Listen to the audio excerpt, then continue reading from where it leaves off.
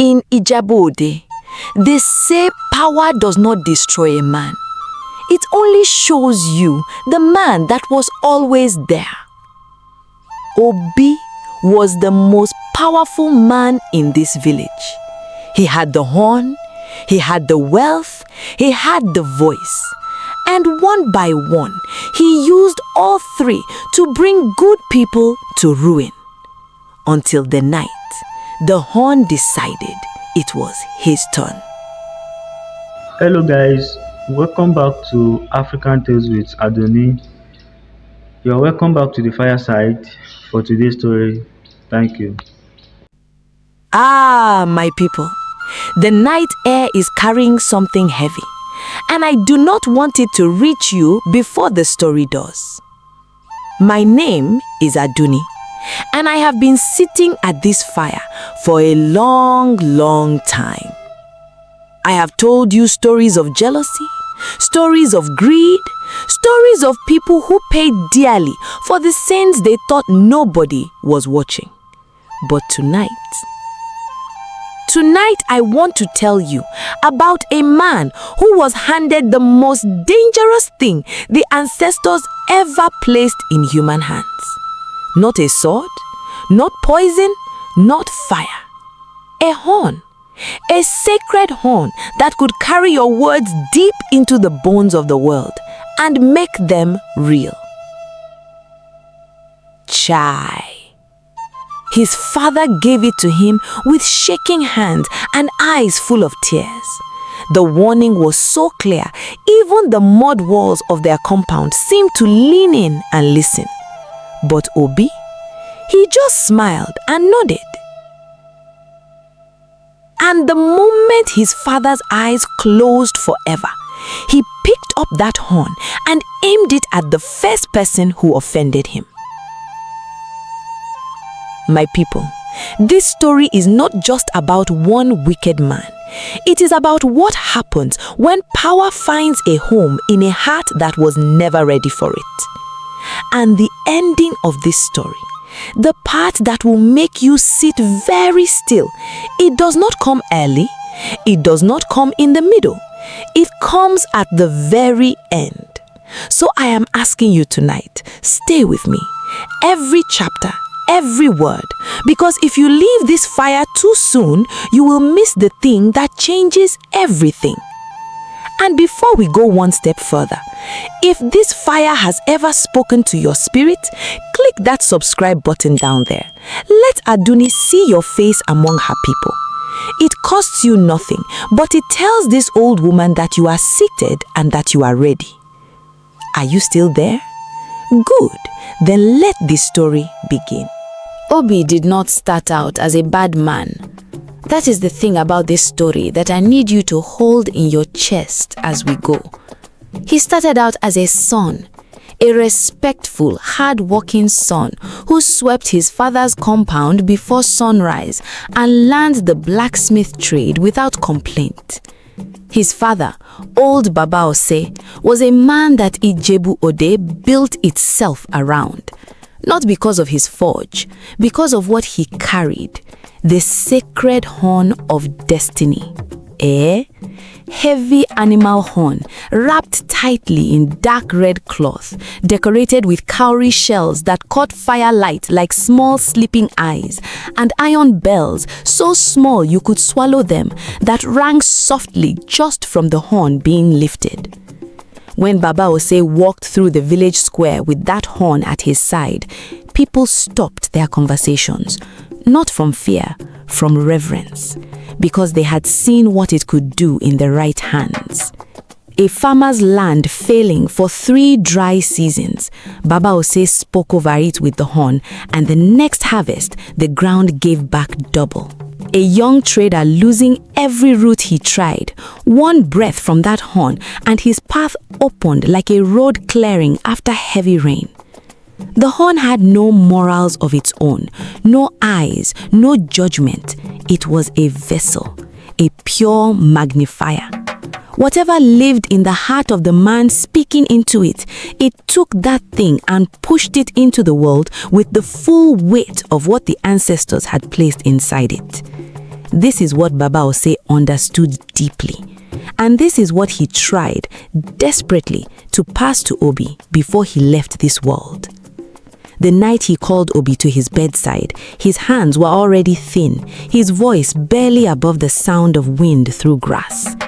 He placed the horn in Obi's hands and held them there for a long moment. This horn, he said slowly, is not a weapon. It was never meant to be a weapon. Use it for protection. Use it for healing. Use it to serve this village the way I served it. Never in anger. Never for destruction. The ancestors who govern this thing, they are patient, Obi.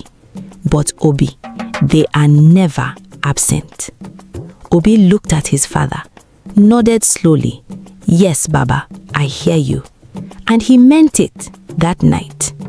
But grief is a strange thing, and inheritance stranger, because 6 months after Baba Ose passed, a neighbor sent word complaining about noise from Obi's forge running too late into the night.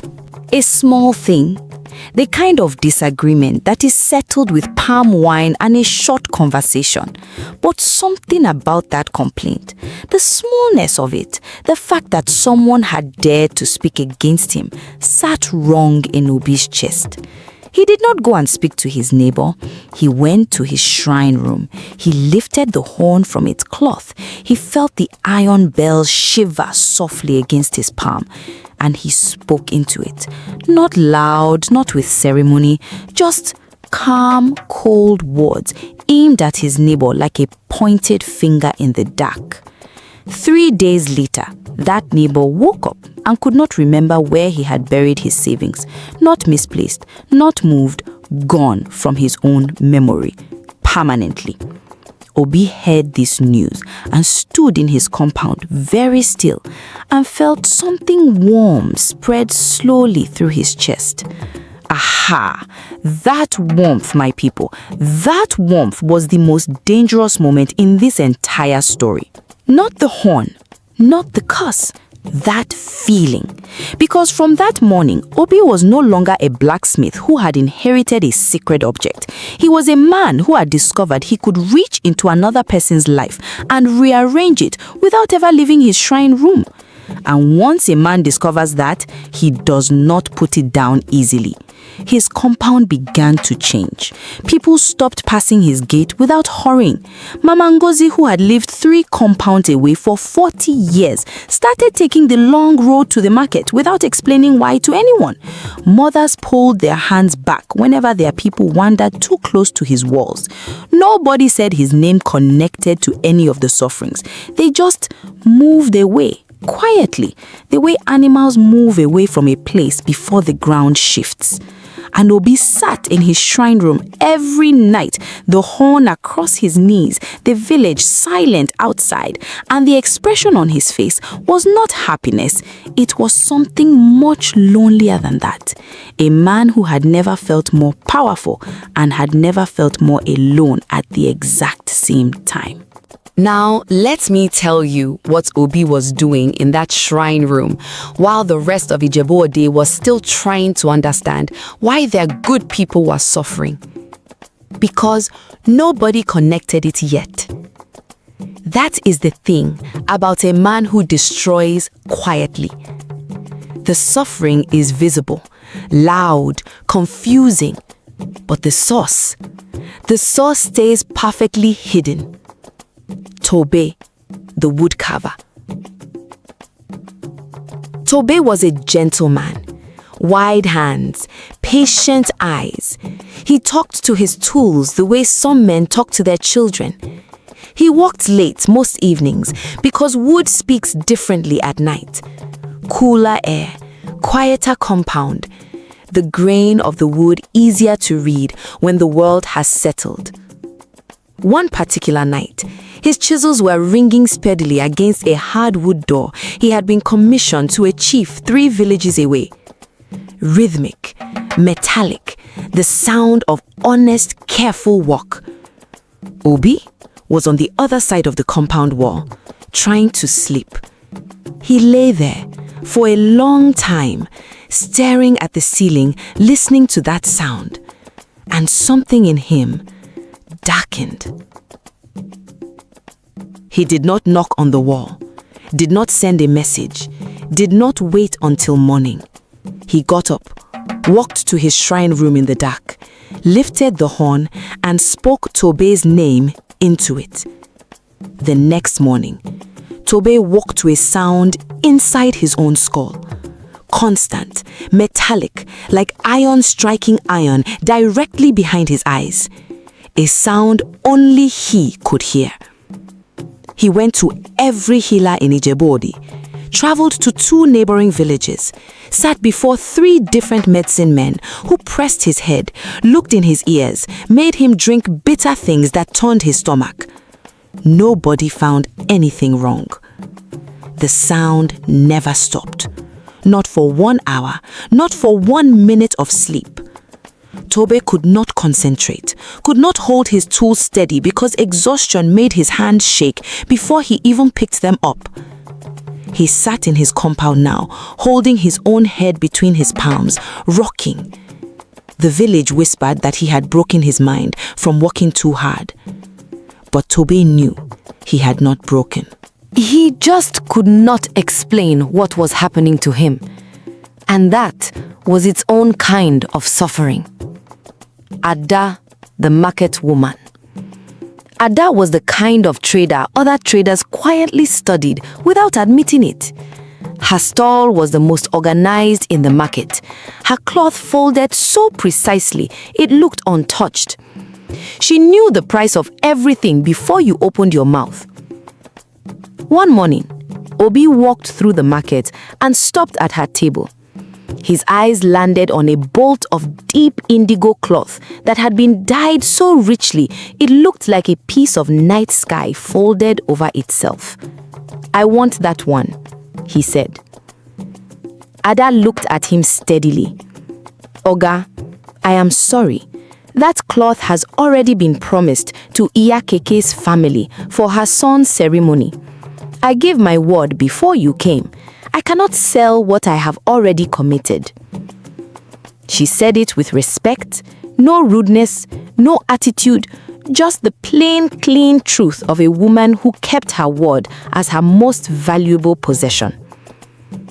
Obi looked at her, smiled slowly, said nothing, and walked away. That midnight, he went to his shrine room and he spoke Ada's name into the horn. By the time the sun rose, Ada reached for her morning cup and her fingers would not close.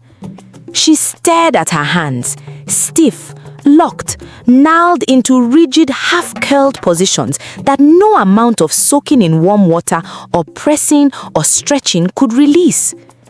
She could not hold thread, could not fold cloth cleanly, could not count coins cleanly, could not prepare her own meal without struggling. Her entire livelihood dismantled overnight.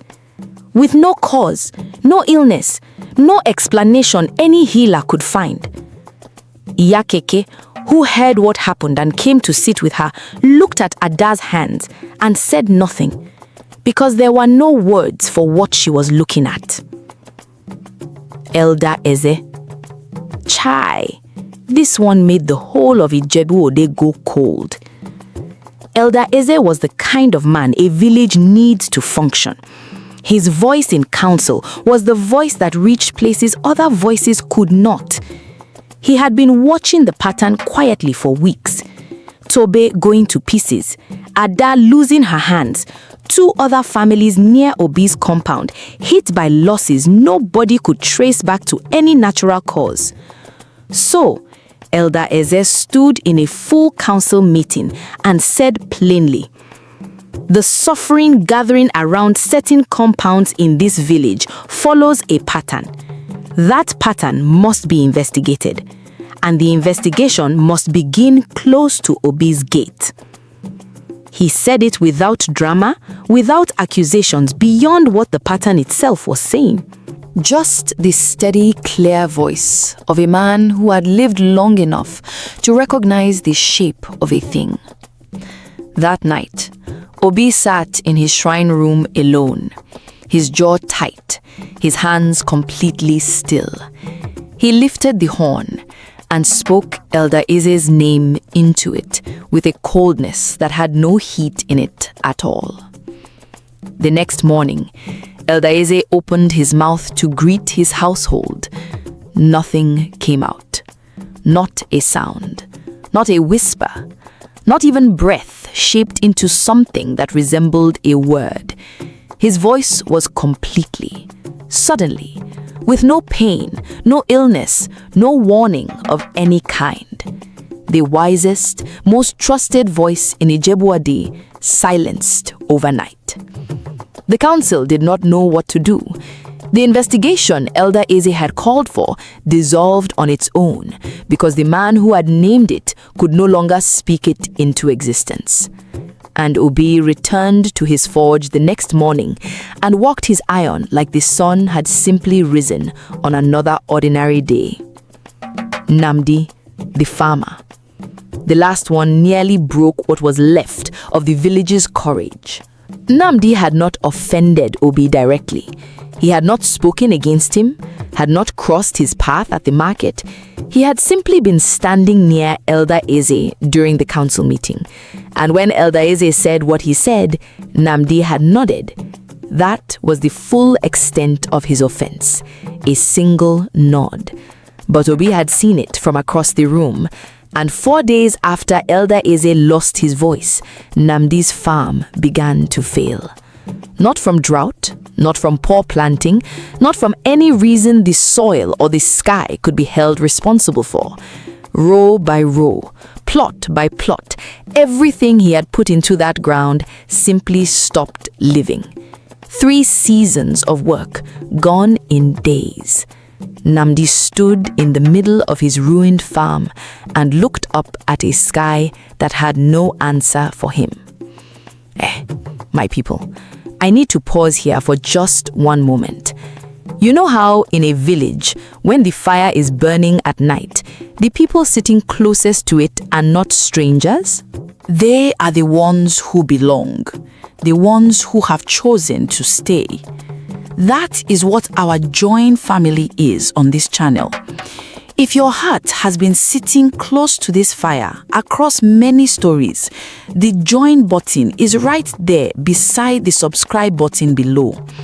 Those who join get to hear Aduni's next story before the rest of the village even knows it is coming. And sometimes I bring a story into our private room, a story that will never be heard outside those walls. No pressure at all, no pushing. Just an open seat for those who want to be closer to this fire. Now, back to Ijebu-Ode. The village had gone quiet in a way that was different from ordinary quiet. Nobody said Obi's name connected to any of it, but everyone knew. And because they knew, without proof they could stand on, the fear had nowhere to go. It just sat in people's chests, heavy, unmoving. On the edge of that quiet, Ejike sat outside his brother's compound gate one evening. He could see the light from the shrine room window. That warm, steady, terrible light. Ejike was not a loud man, not someone who walked easily into confrontation, but he loved Obi. He loved the brother who ate from the same pot with him, the brother who used to laugh so wide you could see every tooth in his head. That brother was still in there somewhere. Ejike believed that.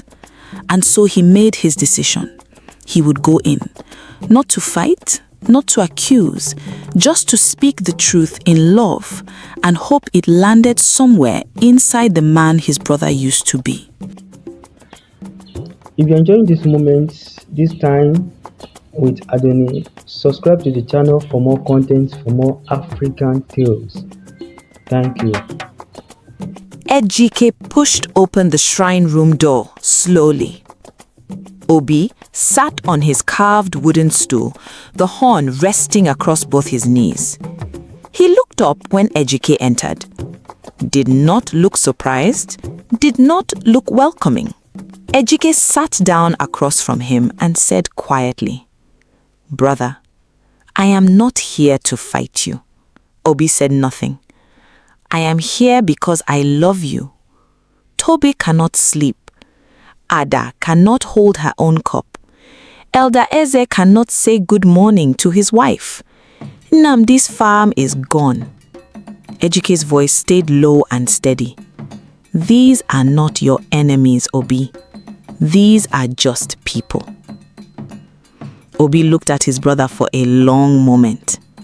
Then, slowly, he smiled. And that smile was the coldest thing Ejike had ever seen on a human face. Obi reached down and lifted the horn. The iron bells rang softly. Obi, Ejike's voice tightened. Do not do this. Obi raised the horn toward his mouth. Brother, please. And Obi spoke Ejike's name into it.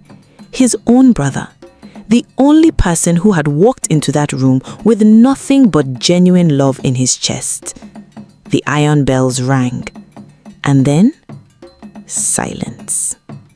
Not the silence of something finished. The silence of something that had reached its limit. Obi frowned, pulled the horn back, looked at it. Then something moved inside it.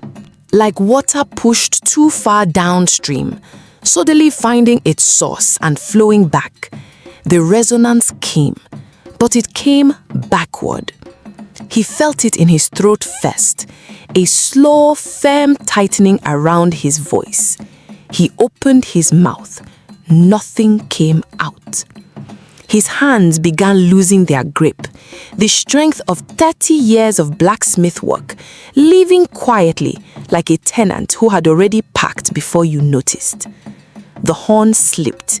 His fingers would not close. It hit the floor. The iron bells rang once, softly, and went still. Ejike watched the exact moment Obi understood what had happened. And Ejike, who had come with nothing but love, felt something he had not prepared for. Not satisfaction, not anger, just a deep, quiet sadness for a brother he could not save. The reversal was total and permanent. Obi's voice never came back. He went to every healer. They found nothing. The same answer his victims had received. His hands followed within the week.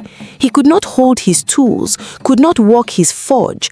The fire went cold for the first time in 30 years. And the wealth built on that forge quietly disappeared. But the strangest thing was what happened to his name.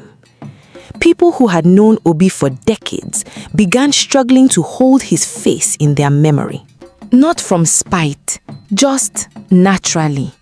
The way a dream fades when morning comes. Mama Ngozi could not describe his gait when someone asked. Men who had traded with him for years found his name slipping away mid-sentence. The village was forgetting him while he was still walking through it. The council cast him out, quietly, with the finality of a community protecting itself. Ejike went to each victim and told them the source of their suffering was gone. Tobe's ringing softened enough to sleep. Ada's fingers loosened enough to manage.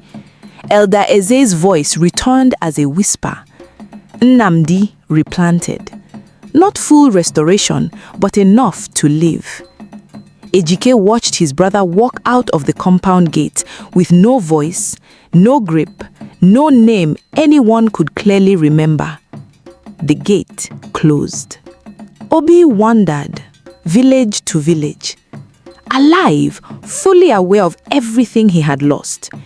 He would try to speak his name at the edge of a new village and find only silence. He would reach for work and find his hands shaking before he even began. Nobody recognized him. Nobody in Ijebu-Ode could remember his face clearly enough to describe it to anyone. He was a man moving through the world. Invisible. Not gone, not at rest. Alive. Erased. breathing. Back in Ijebu-Ode, Ejike searched the shrine room the next morning. The floor was bare. The dark red cloth, the cowrie shells, the iron bells, gone. As if it had never been there. The shrine room became a place nobody entered again. But on very quiet nights, some people said they heard something from behind that closed door, like iron bells ringing softly with no hand near them. Nobody investigated. Some warnings are most powerful exactly where they are left. The ancestors did not destroy Obi. They simply gave him back everything he gave to others. And it turned out that was more than enough. My people, power does not destroy a man. It only shows you the man that was always there. The horn did not make Obi wicked. It simply removed every reason he had to pretend otherwise. Ah, my people, thank you for sitting at this fire tonight. If this story touched something in you, press that like. Comment below. Tell me, did Obi deserve everything that came back to him? Share this fire with one person tonight. And subscribe if you have not, so when Aduni lights the next fire, your seat is already waiting. The next story coming to this fire is about a man given 3 days to live, who spent every hour making sure the wrong person paid the price in his place. Stay close. This fire is not done burning yet. Alright, thank you so much for watching this video up to this point. Make sure you subscribe before you go. God bless you. Thank you.